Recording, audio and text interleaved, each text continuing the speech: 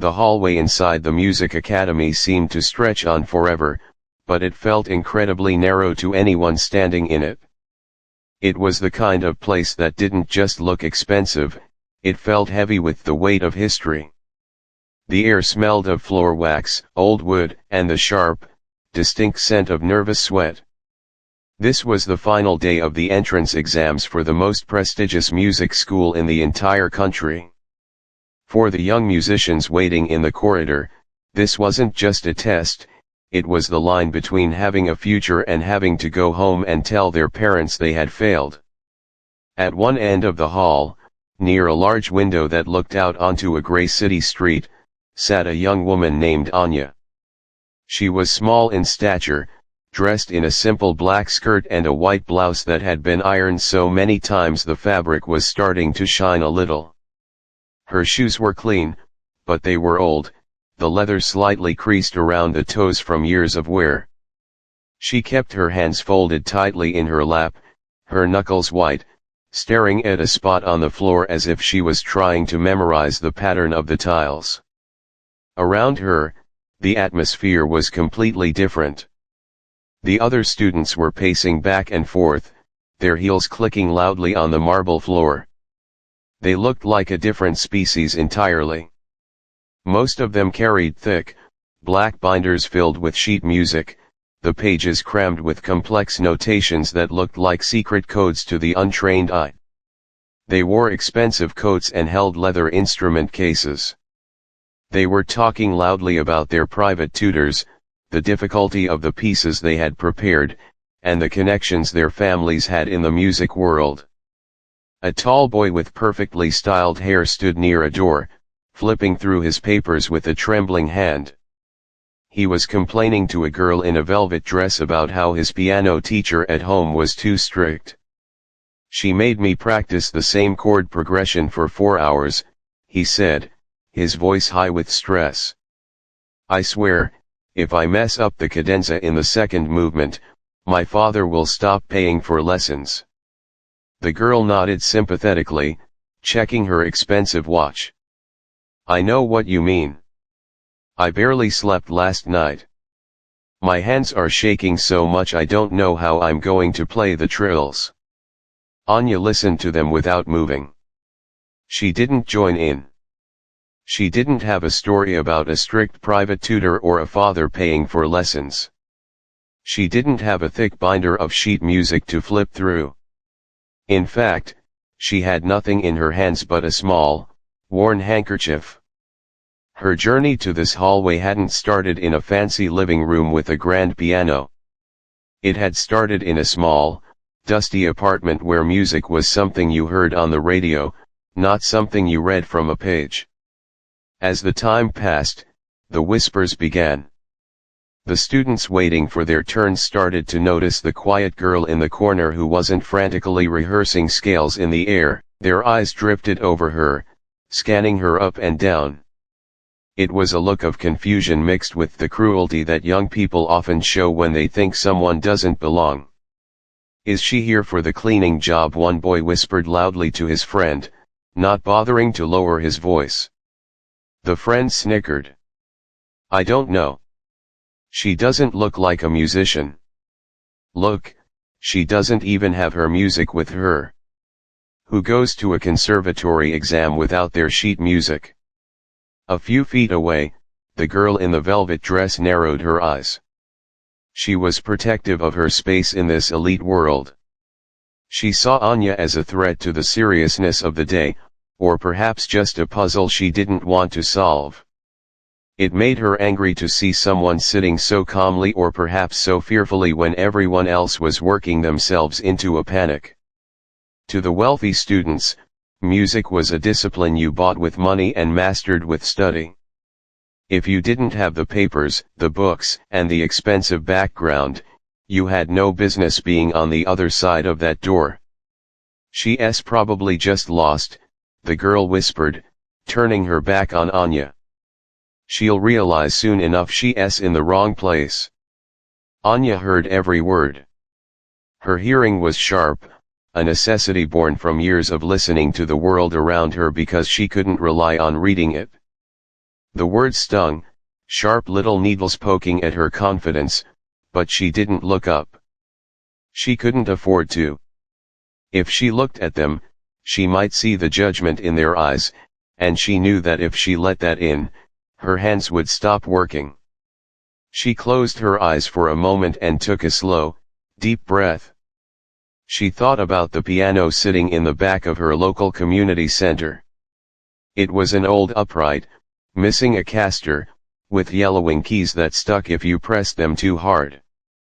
That was where she had learned to speak the language of music.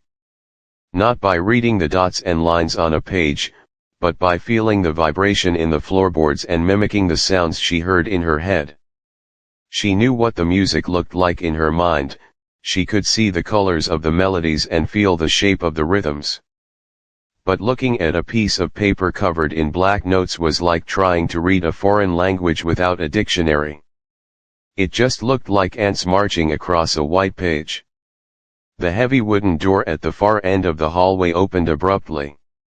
The noise in the corridor stopped instantly. A stern-looking woman with a clipboard stepped out and looked down the list of names. The room went silent. The boy with the perfect hair stopped pacing. The girl in the velvet dress held her breath.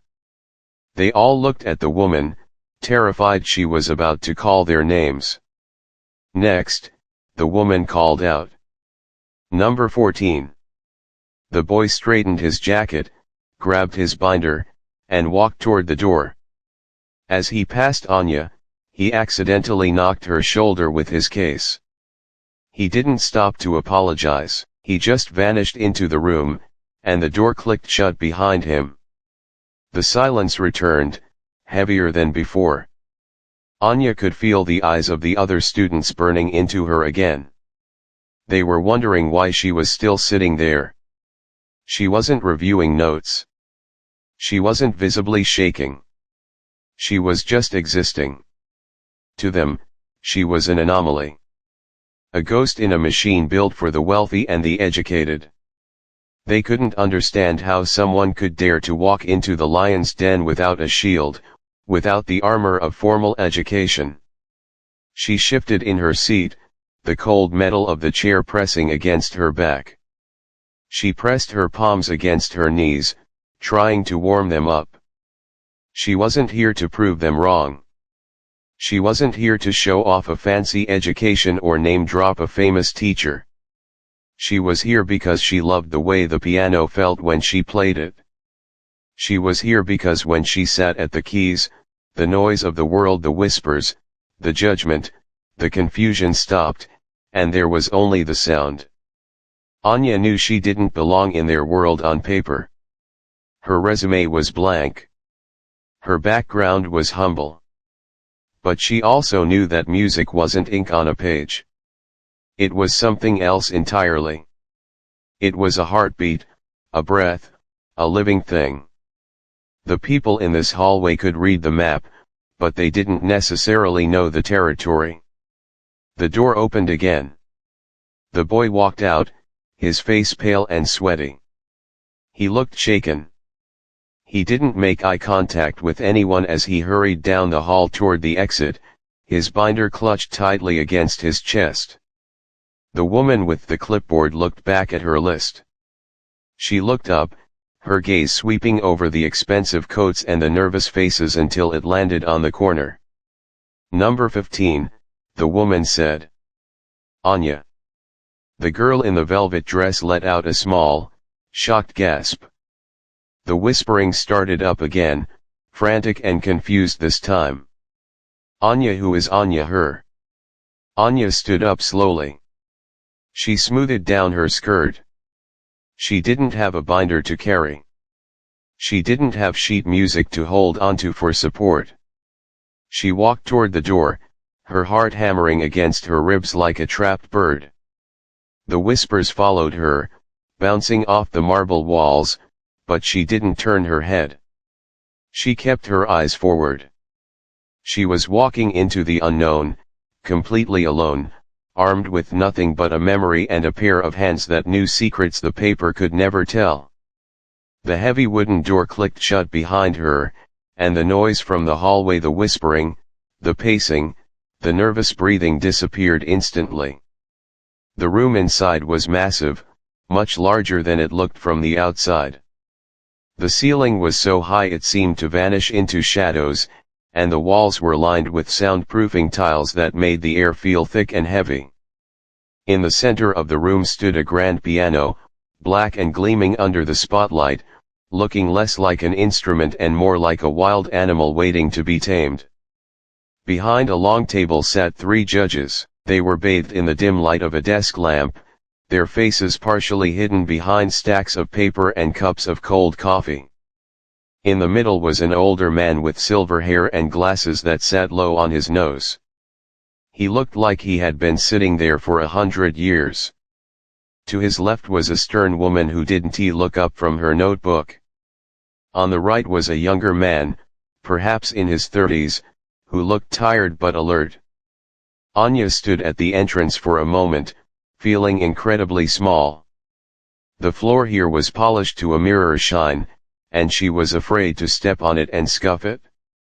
She clutched her hands together in front of her, squeezing her fingers until the tips turned white. "Name," the older man asked without even looking up. His voice was dry, like rustling paper. "Anya," she said. Her voice sounded weak in the large room. She cleared her throat and tried again. "My name is Anya." "Take a seat," the woman said sharply, pointing her pen toward the piano bench. Anya walked slowly across the room. Every step echoed. She felt like an intruder. The students outside had expensive clothes and binders full of music. She had a feeling she wasn't supposed to be here, and now the room itself seemed to agree with them. She sat down on the bench. It was black leather and it squeaked slightly when she moved. The piano loomed in front of her, the keys white and ivory, staring back at her like rows of teeth. "Your application says you are performing a classical piece," the older man said, finally looking at her over his glasses. He peered at her with suspicion. "Where is your sheet music?" Anya froze. Her heart, which was already beating fast, skipped a beat. She looked at the empty music rack on the piano. It was bare. She looked down at her lap. She had nothing to give them. I don't have any," she whispered. The room went dead silent. The woman stopped writing. The older man sighed, a long, weary sound that seemed to suck all the hope out of the air. He took off his glasses and rubbed the bridge of his nose, closing his eyes as if he was in pain. "What do you mean you don't have any?" the man asked. He wasn't shouting, but his voice was sharp enough to cut. "This is a conservatory exam. You are required to perform a prepared piece from the standard repertoire. You cannot perform without the music." "I know the piece," Anya said quickly. She looked up at them, her eyes wide. "I know it very well." "Memorized?" the woman asked, raising an eyebrow. She looked unimpressed. "That is ambitious for someone without a background in formal training, but fine. We can allow memorization if it is accurate." "No," Anya said, shaking her head. "It's not that. I mean, I didn't bring the music because I can't read it." The silence that followed was heavy enough to crush her. The older man stared at her. The woman let out a short, incredulous laugh. The younger judge on the right simply leaned forward, watching her face closely. "You cannot read music?" the older man asked, his voice rising slightly. "You are applying to the most prestigious music academy in the country, and you cannot read a single note." "No, sir," Anya whispered. She felt her face burning with shame. She could feel the heat rising up her neck. "I play by ear. I listen, and then I play." By ear? The woman slammed her pen down on the table. "This is not a talent show. This is an institution of higher learning. We teach theory, composition, history. We do not teach parlor tricks for people who play by ear. I practice every day, Anya tried to explain, her voice shaking. 4 hours. At the community center. The notes on the page, they don't make sense to me. But the music does. I promise I can play. The older man stood up. He gathered his papers together, signaling that the meeting was over. He looked at her with a mixture of pity and annoyance. It was the look people gave when they saw a stray dog that wouldn't go away. Listen to me, he said, his tone final. Music is a language. A written language. If you cannot read the language, you cannot be a student here. You cannot write an essay if you cannot read the alphabet. You have wasted our time, and frankly, you have wasted your own. Anya gripped the edges of the piano bench until her knuckles hurt. Tears pricked at the corners of her eyes, but she refused to let them fall. She wanted to scream that they were wrong, that the notes on the page were cold and dead, but the music in her head was alive and breathing. She wanted to tell them that she knew every curve of the melody they thought was so sacred. But looking at their stern, unforgiving faces, the words died in her throat. She stood up slowly. She felt heavy, like gravity had doubled. She had known this was a long shot. She had known she was different.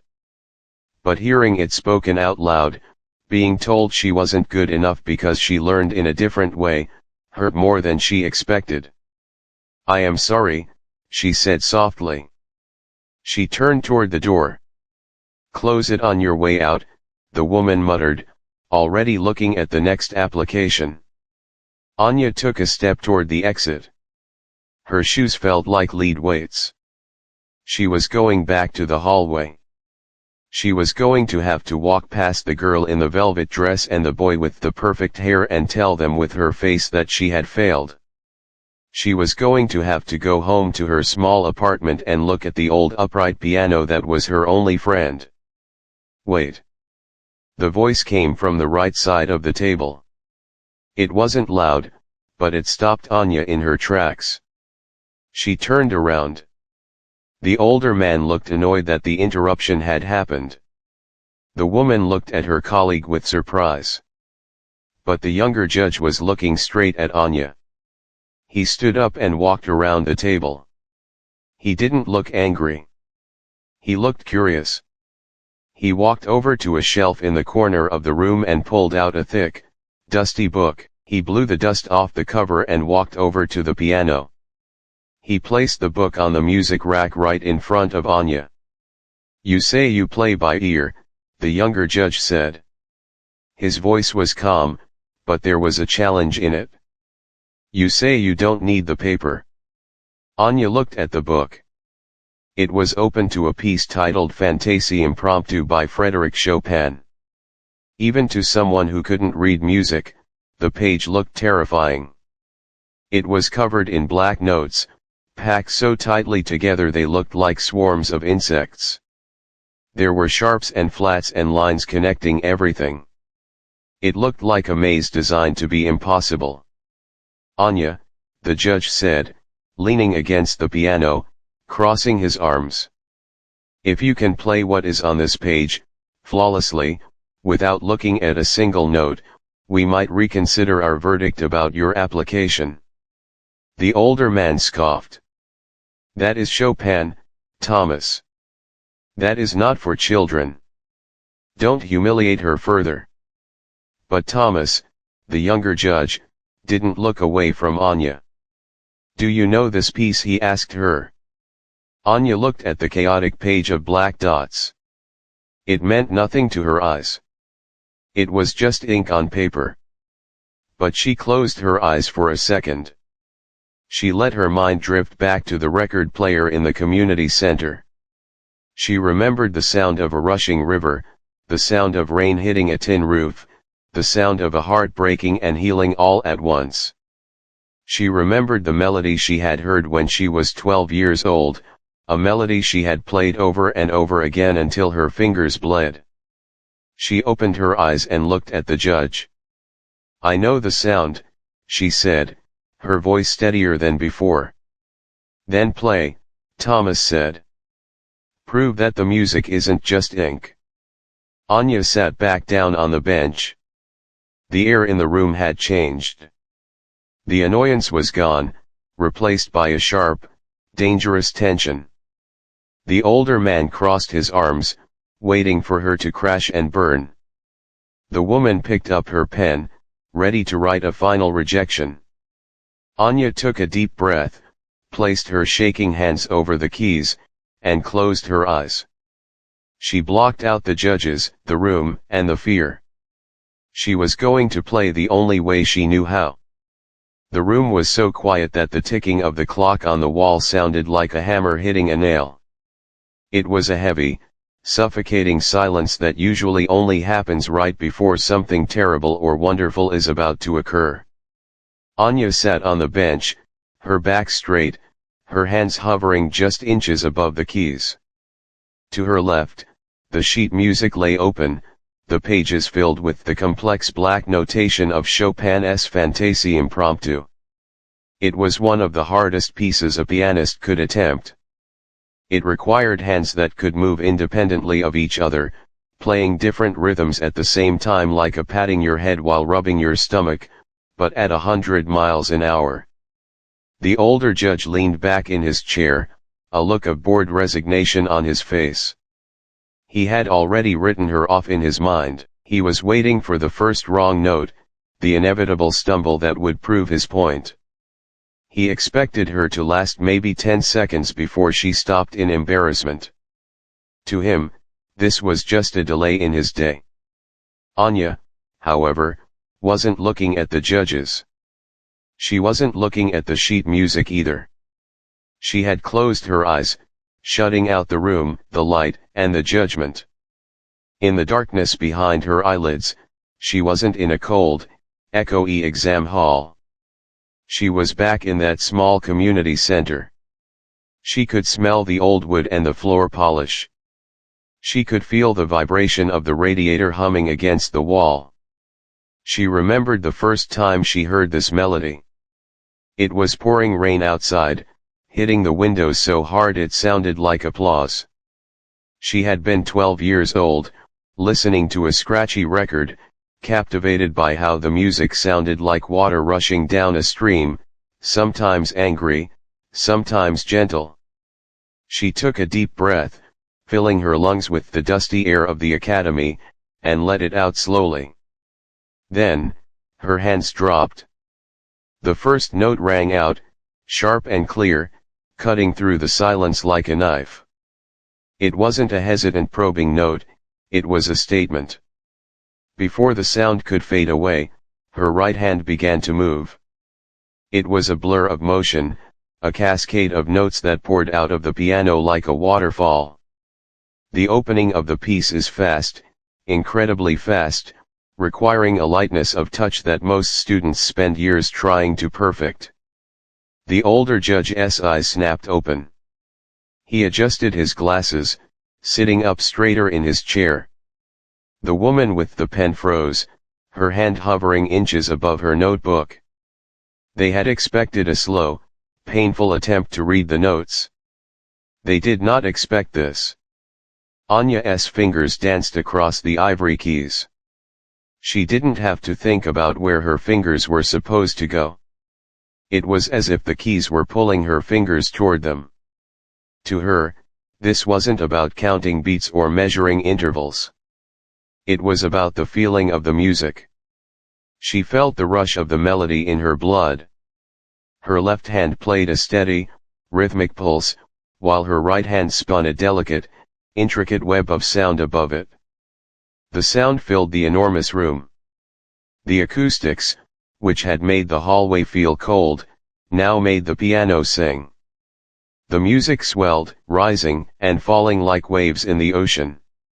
Anya's face was peaceful, almost blank. She wasn't struggling. She wasn't frowning in concentration like the students in the hallway had been. She looked like she was simply having a conversation with the instrument, and the instrument was talking back. The judges exchanged glances. This was impossible. The woman on the panel knew exactly how difficult this piece was technically. She had heard dozens of students try it that day, and most of them had messed up the timing. They stuttered. They paused. They panicked when the speed increased. But this girl with no sheet music, was playing with a precision that was terrifying. She hit the difficult transitions, the moments where the music shifts from the frantic, rushing pace into the slower, singing melody in the middle. Her touch changed instantly. The heavy, pounding chords softened into something gentle and heartbreaking. The room seemed to get darker, the mood shifting from a storm to a quiet sadness. Anya wasn't pressing the keys, she was stroking them. She was trying to pull the emotion out of the strings. She remembered the sadness she used to feel listening to the radio, wishing her life was different, wishing she had the chances that other kids had. She poured all that loneliness into the keys. The music wasn't just loud or fast anymore, it was alive with a deep, aching beauty. The young judge, Thomas, leaned forward on his elbows, completely mesmerized. He stopped looking at his colleagues. He stopped looking at the clock. He was just watching her hands. He saw things that no textbook could teach. He saw a vulnerability in her playing that was rare. Students who learned only from books often played perfectly, but it sounded mechanical. They played the notes, but they forgot the music. Anya was playing the music, and the notes were just along for the ride. The piece built up again, climbing back toward the climax. The tempo increased, rushing toward the end. Her hands crossed over each other, leaping up and down the keyboard. The sound was intense, a whirlwind of notes that seemed to fill every corner of the hall. The vibration was so strong that the dust motes dancing in the spotlight seemed to tremble. The older judge had crossed his arms, ready to be annoyed, but now he slowly uncrossed them. His mouth opened slightly. He was listening not for mistakes, but for the tone. It was flawless. Not just the right notes, but the right notes. The way she held the sustain pedal, creating a wash of sound underneath the melody, it was the mark of a master. Anya could feel the sweat on her forehead, but she didn't care. She was lost in the storm of the song. The world outside the piano didn't exist. There were no rich students, no rude comments, no rules about reading music. There was only the sound. It was a feeling of pure freedom. Every note was a shout, every chord was a release. She was playing with everything she had, pouring her entire life into 3 minutes of sound. The final passages approached. The music became a torrent of sound, rushing down toward the final, dramatic chords. Anya's hands moved faster than seemed humanly possible, a blur of motion that defied logic. She struck the final chords, a deep, resonant boom that echoed through the room, followed by a light, fading shimmer of high notes that sounded like a breath being released. Then, silence. Anya pulled her hands back into her lap and opened her eyes. The echo of the piano hung in the air for a long second, ringing in the judge's ears, before fading away completely. The room was still again, but it wasn't the same silence as before. Before, the silence had been heavy with boredom and judgment. Now, the silence was heavy with shock. It was the kind of quiet that happens when everyone in the room realizes they have just seen something they cannot explain. The air seemed to vibrate with the ghost of the music. Anya sat there, breathing hard, her chest rising and falling. She looked down at her hands, wondering if she had made a mistake, wondering why they were so quiet.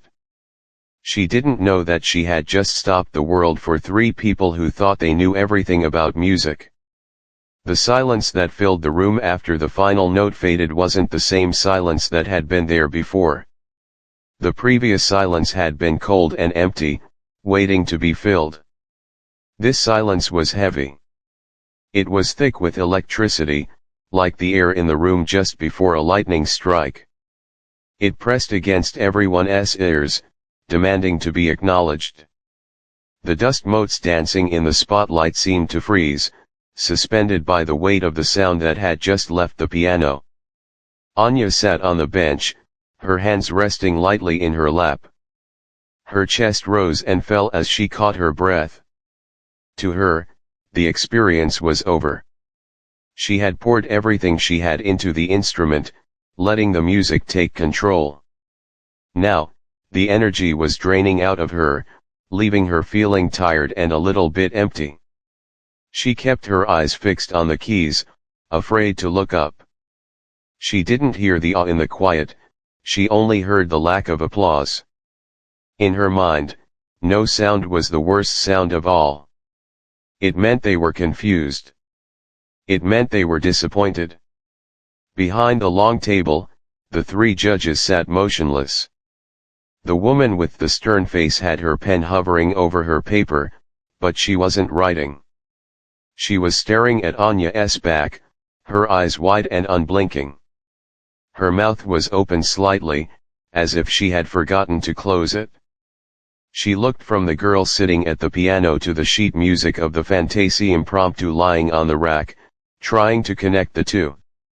The music on the page was a complex mathematical puzzle, a mess of ink and instructions that took years to decipher. The girl in the chair was an uneducated mystery. The equation in her head didn't balance, but the result had been undeniable. The older judge, the one who had been ready to leave the room just minutes ago, was leaning forward. His glasses were slipping down his nose again, but he didn't push them up. He was staring at Anya's hands. He had spent his entire life teaching students how to move their fingers, how to read the dots on the page, how to follow the rules of the great composers.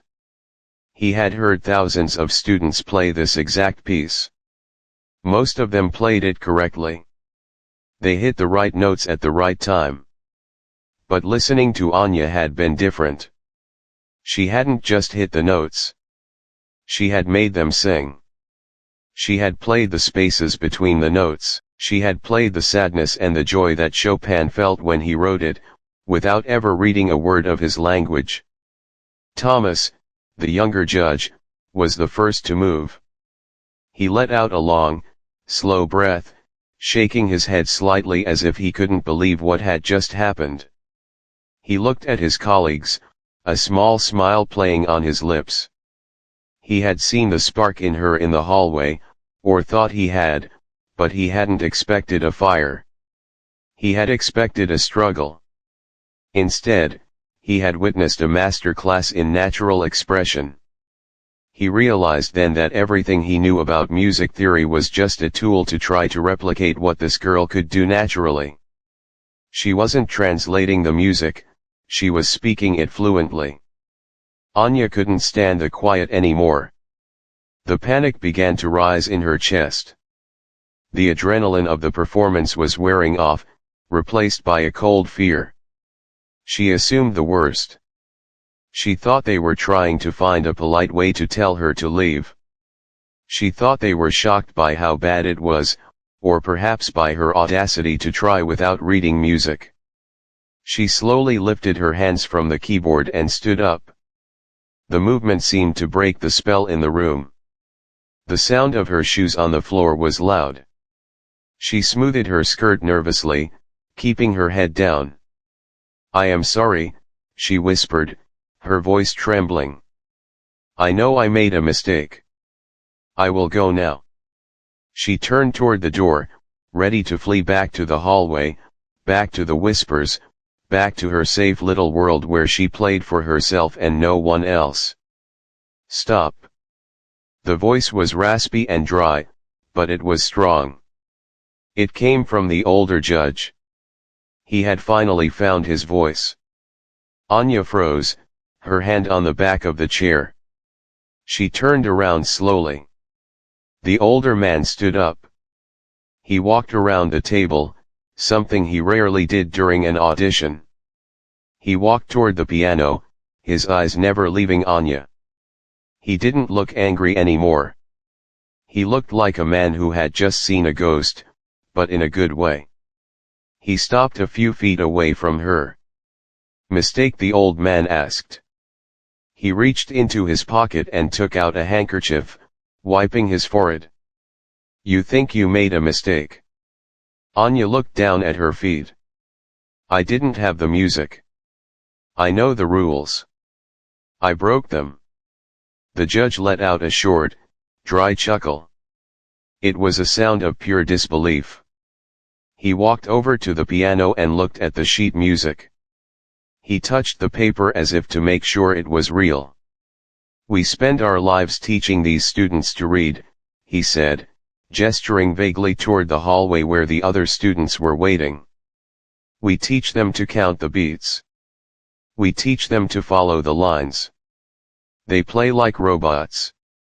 They play perfectly, but they leave us feeling nothing. They play with their heads, not their hearts." He looked back at Anya, his gaze intense. "You don't know the rules. You can't read the map. But you know the territory." Anya stood there, confused. She didn't understand what he was saying, she just wanted to know if she was in trouble. The woman judge stood up as well. She didn't look stern anymore. She looked humbled. She closed her notebook, the click of the pen sounding like a gunshot in the quiet room. "I have been teaching theory for 20 years, the woman said softly. "I have never heard anyone play the middle section with that kind of touch. The way you held the sustain pedal, it was wrong according to the books, but it was right according to the ear. It was magic." Thomas joined them, standing next to the older man. "You told us you couldn't read music," Thomas said, his voice gentle. "But you just read the room better than anyone I've ever heard." Anya looked from one face to another. The tension in her shoulders began to loosen, just a little bit. They weren't yelling. They weren't laughing. "I just play what I hear," Anya said simply. "The notes tell a story. I just wanted to tell the story." "And you told it," the older judge said firmly. He walked back to the table and picked up her application form. It was a thin, flimsy piece of paper with hardly anything written on it. No impressive schools. No famous teachers. Just a name and a phone number. He picked up a red pen. The woman gasped softly, thinking he was going to draw a line through it. But instead, he circled her name in a large, bold loop. He wrote a single word next to it in large letters, "Accepted."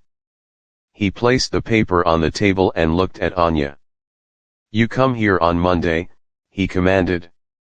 "We have a lot of work to do. We can teach you to read the notes, Anya. That is the easy part. We have plenty of books. But we cannot teach what you just did. We cannot teach the soul. You either have it, or you don't." He paused, looking at her with a newfound respect.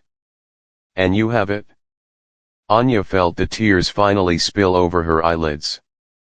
They weren't tears of sadness anymore. She didn't wipe them away. She looked at the judges, really seeing them for the first time. They weren't scary monsters. They were just people who loved music, and they had finally heard music that they loved. "Thank you," she whispered. It was all she could say. "Don't thank us yet," the older judge grumbled, but he was smiling. "The lessons are hard. The work is endless. And you will have to learn to read music eventually. But today you taught us a lesson." Anya nodded. She didn't know how she was going to learn to read the black dots on the page. It still looked like a mountain she couldn't climb. But she knew she had a foot in the door now. She had a chance. She turned and walked toward the door.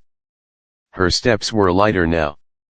The room didn't feel like a prison anymore.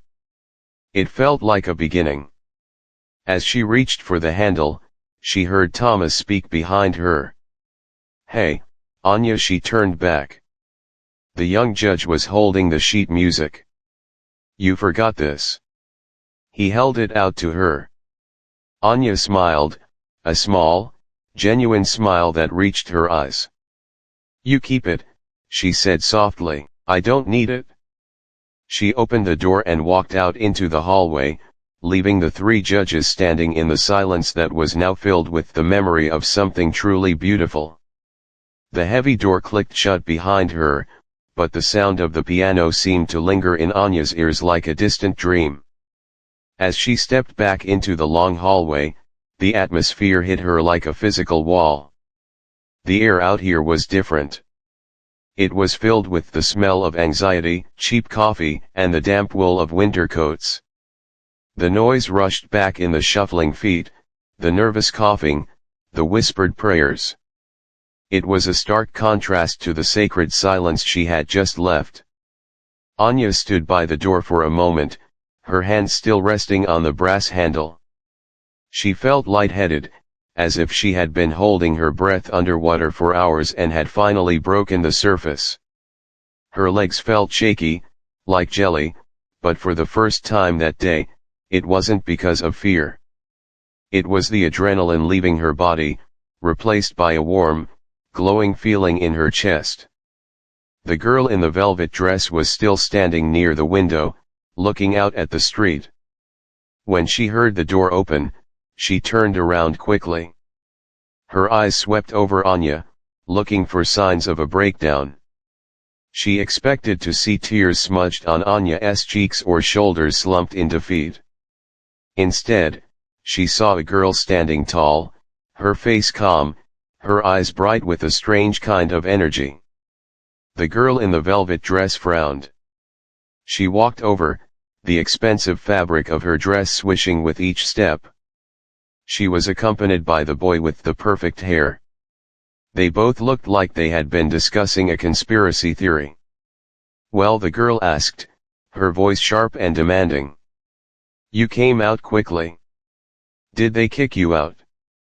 The boy crossed his arms, a smirk playing on his lips. "I told you," he said, looking at his friend. "Nobody walks in there without music. They probably took one look at her and told her to get lost." Anya looked at them. Just an hour ago, these giants had terrified her. They had seemed like the gatekeepers of a world she didn't understand. But now, looking at their smug faces and their expensive clothes, she realized something. They were just kids who were scared of failing, just like she was. The only difference was that they hid behind their books and their money, while she had stood there with nothing but her heart. She didn't feel angry anymore. She actually felt a little bit sorry for them. "No," Anya said softly. Her voice was steady, much steadier than she felt. "They didn't kick me out." "Then what happened?" the girl asked, tilting her head. "Did you play? Did you freeze up?" "I played," Anya said simply. She smoothed her skirt, just like she had done inside the room. It was a small gesture, but it made her feel grounded. And the boy pressed, leaning in. "How bad was it?" Anya looked at them for a long moment. She thought about telling them everything. She thought about describing the look on the old judge's face, the shock in the room, the word accepted written in red ink. She wanted to brag. She wanted to see the shock on their faces. But then she thought about the music. The music didn't brag. The music just was. "It was fine," Anya said finally. A small, mysterious smile touched her lips. They asked me to come back on Monday. The girl in the velvet dress laughed. It was a harsh, barking sound. Come back for what? To clean the floors? Maybe, Anya said. She didn't argue. She didn't try to prove herself. She didn't need to. Excuse me, I have to go. She stepped around them, moving toward the exit. The boy and the girl stood there, stunned. They looked at each other, confused by her confidence. They didn't know what to make of it. She wasn't acting like a loser, but she wasn't acting like a winner either. She was acting like someone who knew a secret they didn't. As Anya walked down the long corridor toward the main exit, she could feel the eyes of the other students on her. But the whispers had changed. They weren't mocking anymore. They were curious. She heard someone ask, "Who is that?" She heard someone else say, "She was in there for a long time." She pushed through the heavy double doors and stepped out onto the street. The cold air hit her face, biting at her cheeks, but it felt refreshing. The city was loud and chaotic. Cars were honking, people were rushing past with their heads down, and the sky was a dull gray. But to Anya, the world looked incredibly beautiful. She walked toward the bus stop, her step light and bouncy. She felt like she was floating a few inches off the ground. She looked at her hands, the hands that had been shaking so much that morning. They looked ordinary. They were small, with short, unpolished nails and calluses on the fingertips from years of pressing down on cheap piano keys. They weren't special hands. But they were hers. She thought about what the old judge had said. We can teach you to read the notes. That is the easy part. It was a huge weight off her shoulders. For years, she had thought she was broken. She thought she was cheating because she couldn't read the black dots. She thought that because she couldn't understand the theory, she wasn't a real musician. But now she knew the truth. The theory was just the map. Playing was the journey. You could have the best map in the world, but if you didn't know how to drive, you would never get anywhere. She knew how to drive. She just needed someone to show her the map now. A bus pulled up to the curb, hissing as the doors folded open. Anya climbed on, digging into her pocket for a coin. She dropped it into the box and walked to the back of the bus. She sat by the window, watching the city buildings blur past. She knew the road ahead would be hard. She would have to learn to read music. It would be boring and frustrating. It would be like trying to learn a new language when everyone else is already fluent. There would be days when she would want to quit. There would be students who would look down on her, the girl from the wrong side of town who couldn't tell a treble clef from a bass clef. But none of that mattered right now. She leaned her head against the cold glass of the window. She closed her eyes and could still hear the notes of the Chopin piece echoing in her mind. She could feel the ghost of the keys beneath her fingers. She realized that she didn't need the acceptance of the girl in the velvet dress or the boy with the perfect hair. She had proven something to herself. She had walked into a room full of giants, and she hadn't just survived, she had made them listen. The bus drove on, carrying her away from the fancy academy and back to her small, simple apartment. It was carrying her back to her old life, but she knew she wasn't the same person who had left that morning. She wasn't just a dreamer anymore. She was a musician. Anya opened her eyes and watched the sun struggling to break through the clouds. A small ray of light finally pierced through, illuminating the dusty floor of the bus. She smiled. The music was in her, and nobody could ever take that away. Not the judges, not the other students, and certainly not a piece of paper filled with black dots. She was ready for Monday. She was ready to learn the rules, so she could learn how to break them beautifully.